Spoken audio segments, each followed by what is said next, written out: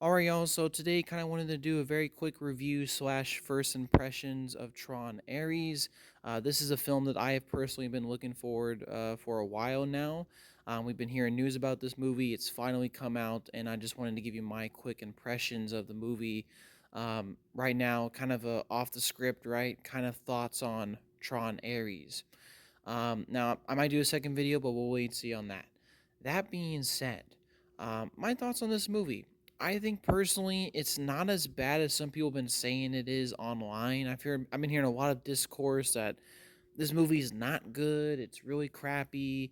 It sucks. It's not worthy of the Tron name. Yada yada. I think personally, I think some of their complaints are a little bit overblown. Everyone's entitled to their opinion, but this movie is not as bad as some people have been saying it is, right? And this is coming from a Tron fan. I really like this movie. I think it's pretty solid. I would call it pretty decent overall. I wouldn't call it great. It's definitely not the best Tron movie. It's probably somewhere between, I haven't seen the Tron movies admittedly in a long time, so kind of need to rewatch those movies to refresh my memory. But I will say might be the weakest Tron movie, admittedly. I know, like I said before, I haven't seen the 80s movie in forever, but I can definitively say this is not as good as Tron Legacy. That being said, that's not necessarily a huge criticism because I thought Tron Legacy was a fantastic movie, and this movie touches upon greatness many times. And there's parts of it that are truly great. It just doesn't quite reach the pinnacle of Tron Legacy for me personally. If I had to give it a quick rating before I get into full spoilers, I would give it probably maybe a 6 or 7 out of 10. I think 7 out of 10 is a fair rating for this movie. It's not too bad. I think there's some really good things about it. It has a pretty solid story, but there's definitely some issues. Like, I think, for one, Tron's not in it. There's not nearly enough time in the grid, and they could have definitely expanded on more themes in the story. But overall, a 6 or 7 out of 10. It's pretty decent. Not as bad as some people have been saying it is, but definitely could have been way better and, could have been a much more fantastic movie. Now let's get into full spoilers. So, like I said, if you still want to see Tron Ares, click off on this part of the video or, swipe up or whatever. I'm going to go into full spoilers. So, Tron Ares.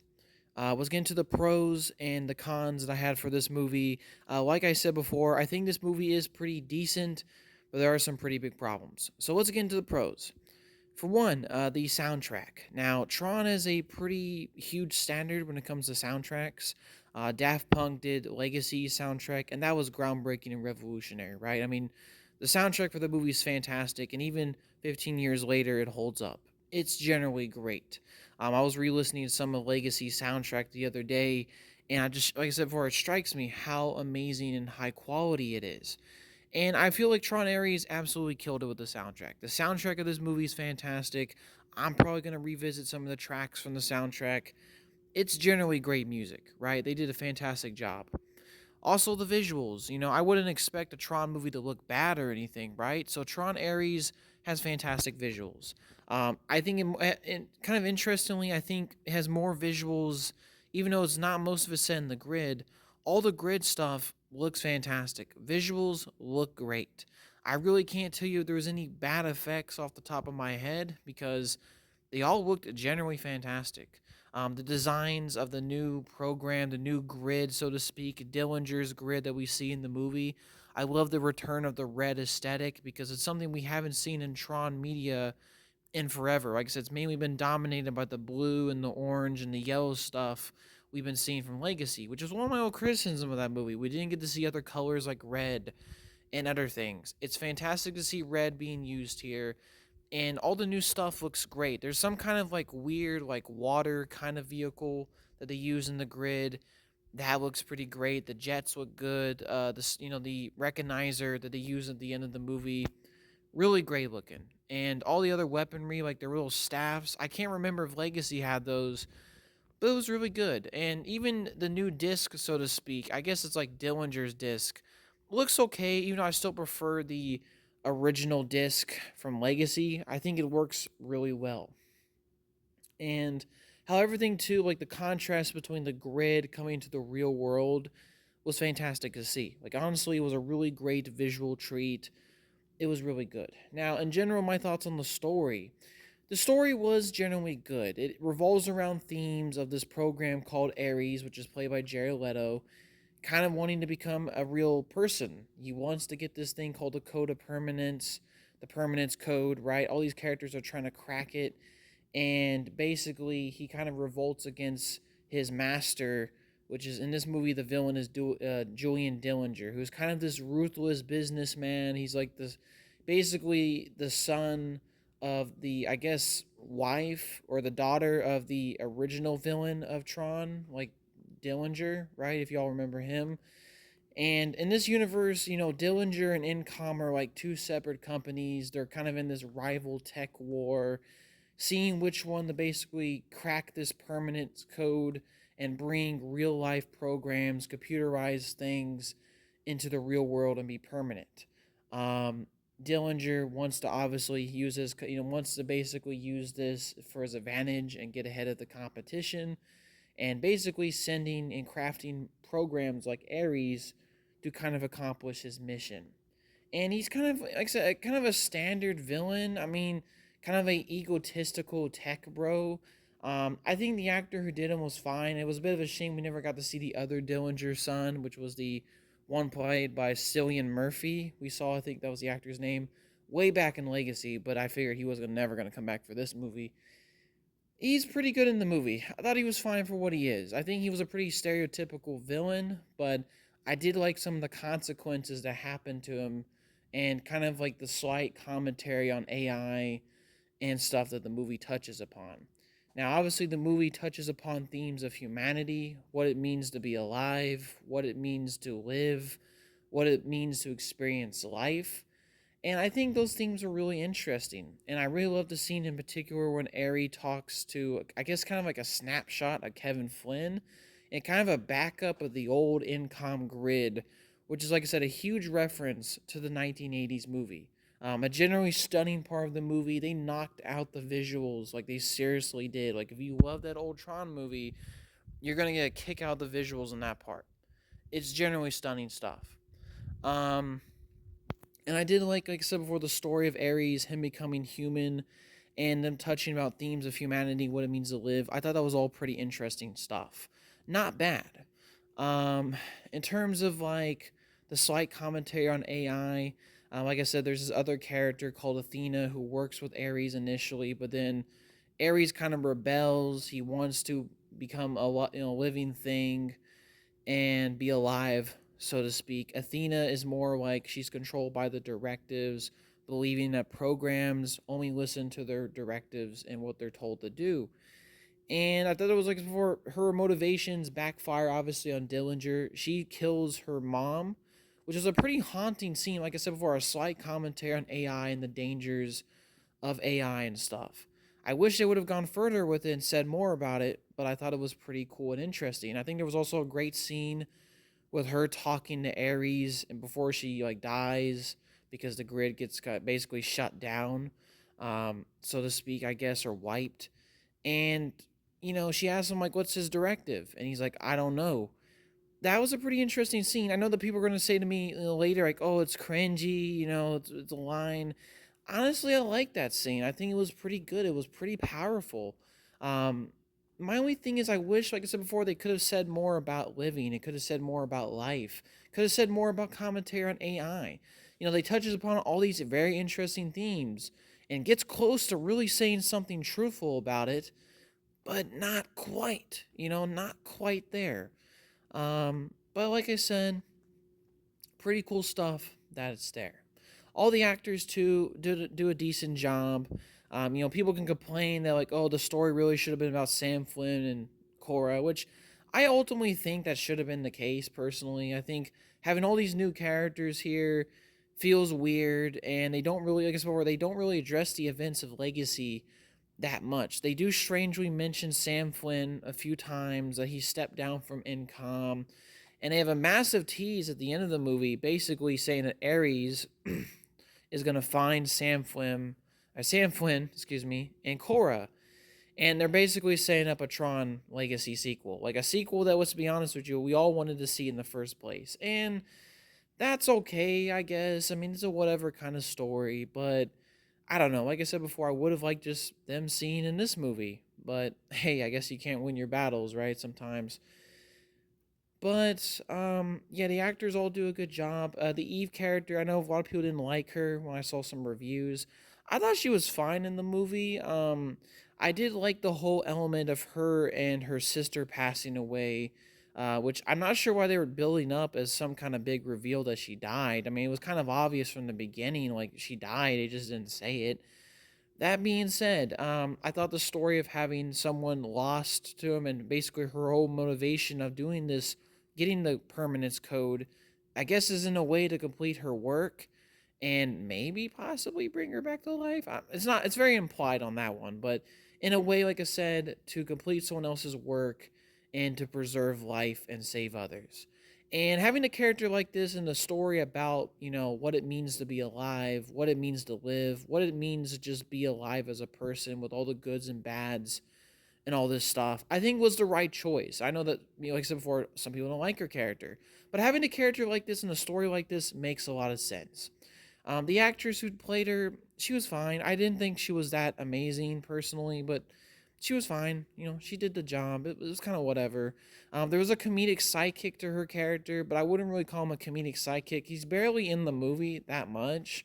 He didn't really make me laugh at all, but he didn't really bother me, so that's kind of there, I guess. But all the actors, for the most part, do a good job. Jared Leto, obviously the star himself, he does a good job playing Ares. I mean, you have to remember he's playing a programs, and this is a program in the process of learning what it means to be alive, learning, what the hell feelings are, even, right? And I think he portrayed it well enough, even though I do feel like there is not enough transformation in his performance, if that makes any sense. Like, I would have liked to seen him display more emotions by the end of the movie. Like, I don't know, there could have been that scene, for example, when he kills Athena, or Athena dies in his arms. It could have been a moment where he could have cried, and that would have shown more emotion and him like I say, experiencing more human emotions. And that could have been a great way of exploring it and showing more dynamic in the actor. But he kind of just, like I said, remains kind of stoic. And like I said, that's fine throughout the movie, but then when he becomes alive, you need to show a little bit more dynamic emotions. But Jared Leto does a pretty good job. I think he's really great in the role. Not too bad. I think he was very solid in the movie. Visually, there's some fantastic action scenes. Obviously, having the grid meet the real world. There's a great sequence with like light cycles where they're racing throughout the city. It's really great. The recognizer at the end of the movie showing up, and there's a big battle between jets and drones, was really great. I thought it was a really cool part of the movie.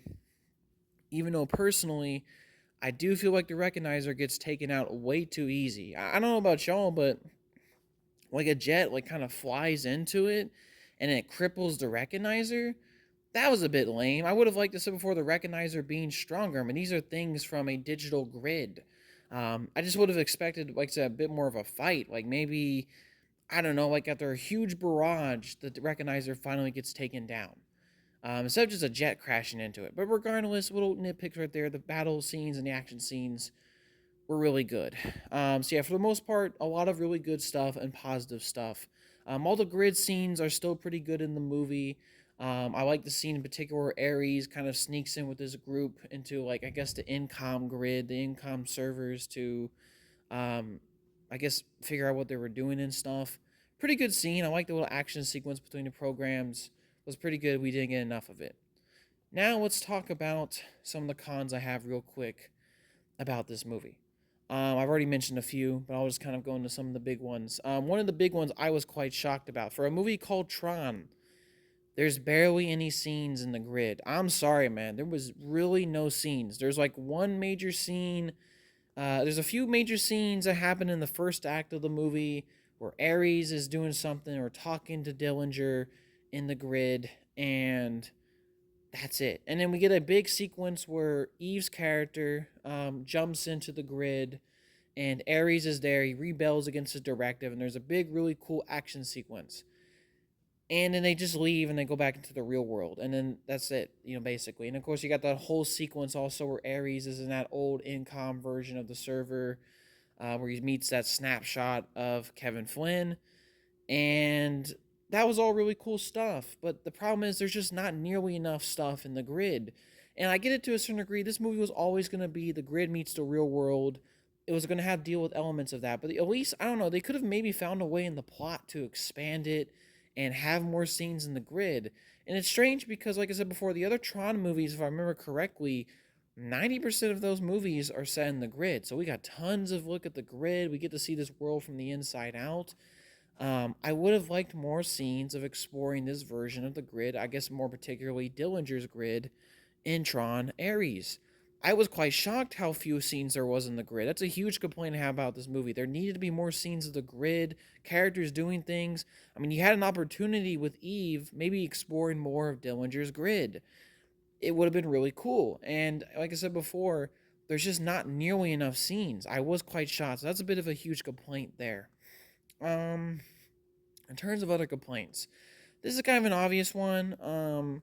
But Tron himself. Now we have, Jeff Bridges comes back to play Kevin Flynn. I already mentioned that, but he was really great in the movie. I thought he was fantastic. His scene with Ares is one of the best in the movie. But for a movie called Tron, right? Friggin' Tron, the actor himself, is not even in the movie.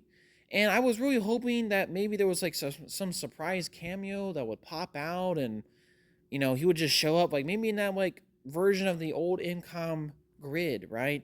He could have maybe showed up with Kevin Flynn, said a few lines, which I felt was the perfect opportunity, and both of those characters help him along his journey to become alive.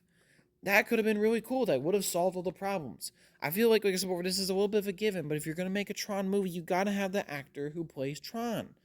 It shocks me that the actor who's still alive wasn't asked to come back and play Tron in this movie. And it's just kind of a weird thing. Like, you call your movie Tron, but he's not even in the movie. And I get it to a certain degree, right? The actor Tron as a character in the franchise has admittedly taken more and more of a back seat. But the thing is, he is a very important character. He's the one that they named the franchise after.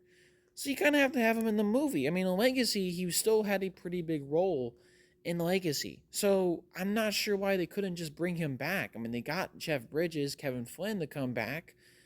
Why not have the actor? Like I said, in that scene I mentioned, he could have just showed up for a quick cameo and, maybe in his like original program looks, his digs, said a few lines, and that was it. I would have not been complaining about this, but here I am. Like I said, hugely embarrassing. They don't have Tron in a movie called Tron Ares.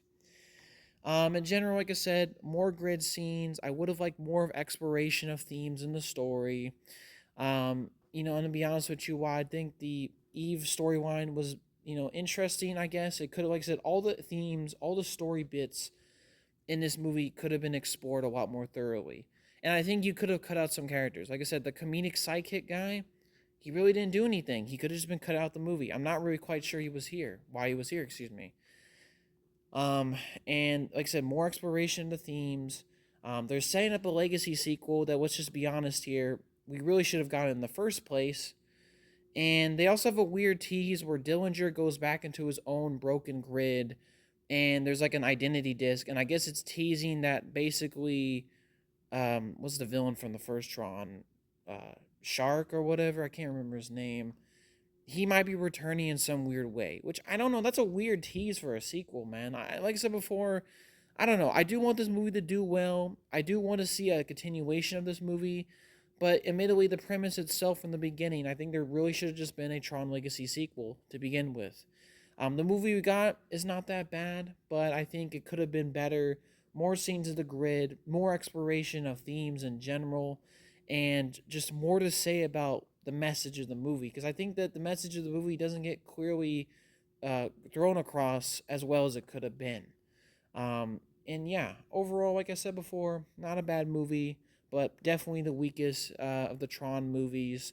Not as good as Legacy, maybe not as good as the original. I'll have to wait and see on that, but still overall, not a bad experience. I do recommend people to go out and see this, and who knows what's going to happen next with Tron. But yeah, overall, pretty decent movie. Not bad, but like I said, definitely could have been better. So yeah, my quick thoughts on Tron Ares. Hope you all have a good day, and peace, y'all.